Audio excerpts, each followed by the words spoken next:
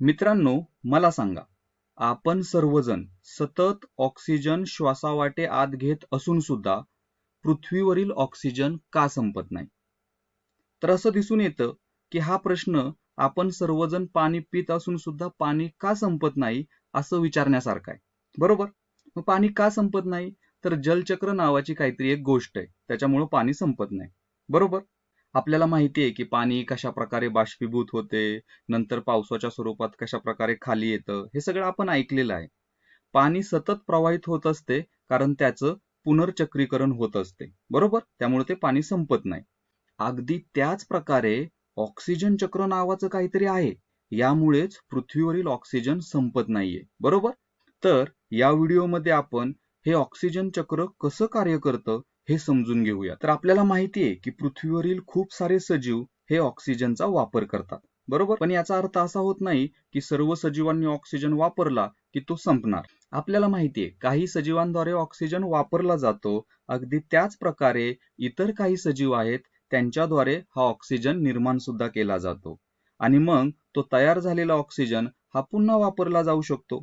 आणि हे चक्र असंच सुरू राहतं आणि यामुळे ऑक्सिजन कधीही संपत नाही. या ऑक्सिजन वापरला जाणे आणि ऑक्सिजन निर्माण होणे या प्रक्रिया निसर्गात एकाच वेळी आणि सतत घडत असतात. आता ऑक्सिजन वापरण्याचं काम कोण करतं आणि ऑक्सिजन निर्माण करण्याचं काम कोण करतं हे आपण पाहूयात. आता आपल्याला तर माहितीच आहे की आपण ऑक्सिजन श्वासावाटे आत घेतो आणि कार्बन डायऑक्साईड बाहेर सोडतो. बरोबर? आता ही श्वसनाची जी प्रक्रिया आहे ती प्राणी आणि वनस्पती या दोघांकडून सुद्धा केली जाते. आता आणखीन एक प्रक्रिया आहे कुजण्याची प्रक्रिया, त्याला आपण विघटन म्हणतो. बरोबर? हे विघटन काही कवक किंवा भूछत्र करतात. यामध्ये सुद्धा काय होतं, ऑक्सिजन घेतला जातो आणि कार्बन डायऑक्साईड बाहेर टाकला जातो. मग जर विघटन आणि श्वसन या गोष्टी जर सतत घडत असतील तर वातावरणात मोठ्या प्रमाणात कार्बन डायऑक्साईड जमा होईल. बरोबर? आणि या कार्बन डायऑक्साईडचे पुन्हा ऑक्सिजन मध्ये रूपांतर करण्याचं एक चांगलं काम कोणाला तरी करावं लागेल. मग हे कोण करतं? काय वाटतं तुम्हाला? तर लक्षात घ्या, वनस्पती ज्या आहेत त्या प्रकाश संश्लेषण पद्धतीचा वापर करून कार्बन डायऑक्साईडचं रूपांतर ऑक्सिजन मध्ये करतात. म्हणजेच ते काय करतात तर कार्बन डायऑक्साईड घेतात आणि ऑक्सिजन बाहेर सोडतात. तर प्रकाश संश्लेषण ही वनस्पतींना अन्न तयार करण्यासाठी करावी लागणारी प्रक्रिया आहे. बरोबर? तर वनस्पती स्वतःसाठी अन्न तयार करत असताना आपण बाहेर सोडलेला जो कार्बन डायऑक्साईड आहे त्याचं रूपांतर ऑक्सिजन मध्ये करतात. म्हणजे आपल्यावर एक प्रकारे उपकारच करत असतात. आता लक्षात घ्या, विघटन, श्वसन या काय आहेत तर या जैविक प्रक्रिया आहेत. आता येथे जर आपण पाहिलं तर उत्पादक, भक्षक आणि विघटक हे सगळे मिळून ऑक्सिजनचं कार्बन डायऑक्साईड मध्ये रूपांतर करण्याचं काम करतात. बरोबर? म्हणजे ऑक्सिजन वापराचं काम करतात. परंतु केवळ उत्पादक जे आहेत म्हणजे वनस्पती आहेत त्याच फक्त कार्बन डायऑक्साईडचं रूपांतर ऑक्सिजन मध्ये करण्याचं काम करतात. म्हणजे ऑक्सिजन निर्मितीचं काम करतात.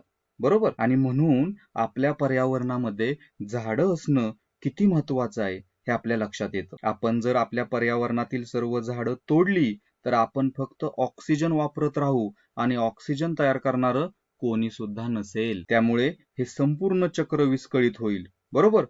म्हणूनच वृक्षारोपण अत्यंत महत्वाचं आहे आणि म्हणूनच वृक्षतोडीला विरोध केला जातो. वृक्षतोड वाईट असण्याचं हे एकमेव कारण नाही, परंतु त्यातील एक महत्वाचं कारण आहे. ठीक आहे, चला आता आपण आपल्या सभोवताली दिसणाऱ्या अशा अजैविक प्रक्रियांकडे वळूयात जिथे ऑक्सिजन वापरला जातो आणि जिथे ऑक्सिजन निर्माण सुद्धा केला जातो. तर ऑक्सिजन वापरला जाणारी पहिली अजैविक प्रक्रिया म्हणजे ज्वलन. बरोबर? ज्वलन ही अशी प्रक्रिया आहे जिथे ऑक्सिजन हा वापरला जातो. आपल्याला माहिती आहे की ऑक्सिजनच्या अनुपस्थितीत ज्वलन होऊ शकत नाही. ज्वलनासाठी ऑक्सिजनची आवश्यकता असते. बरोबर? ऑक्सिजन वापरला जाणारी दुसरी प्रक्रिया म्हणजे गंजणे. बाष्पाच्या उपस्थितीत धातूचे ऑक्सिडीकरण होते, त्यालाच आपण गंजणे असं म्हणतो. बरोबर?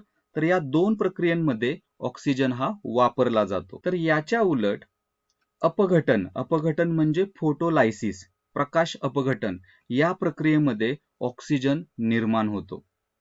तर हे थोडंसं ना हायड्रोलिसिस सारखेच आहे. अतिनील किरणांच्या प्रकाशाच्या उपस्थितीत जेव्हा पाण्याचे हायड्रोजन आणि ऑक्सिजन मध्ये रूपांतर होते तेव्हाच त्याला फोटोलायसिस म्हणजेच अपघटन असं म्हणतात. त्यावेळेस ऑक्सिजनची निर्मिती होते. तर या आहेत अजैविक प्रक्रिया जिथे ऑक्सिजन वापरला जातो आणि जिथे ऑक्सिजन निर्माण होतो. ठीक आहे. तर थोडक्यात याचा आपण सारांश पाहूयात. तर जर आपण जैविक प्रक्रिया पाहिल्या तर ऑक्सिजन वापरणाऱ्या जैविक प्रक्रिया आहेत श्वसन आणि विघटन, ज्या उत्पादक, भक्षक आणि विघटक यांच्याद्वारे केल्या जातात. तर ऑक्सिजन निर्माण करणारी प्रक्रिया आहे प्रकाश संश्लेषण, जी फक्त उत्पादकांद्वारेच केली जाते. जर आपण अजैविक प्रक्रियांवर नजर टाकली तर आपण पाहिलं की ज्वलन आणि गंजणे या ऑक्सिजन वापरतात, तर फोटोलायसिस म्हणजेच अपघटन येथे ऑक्सिजन निर्माण होतो. तर या व्हिडिओसाठी इतकेच. पाहिल्याबद्दल खूप खूप धन्यवाद.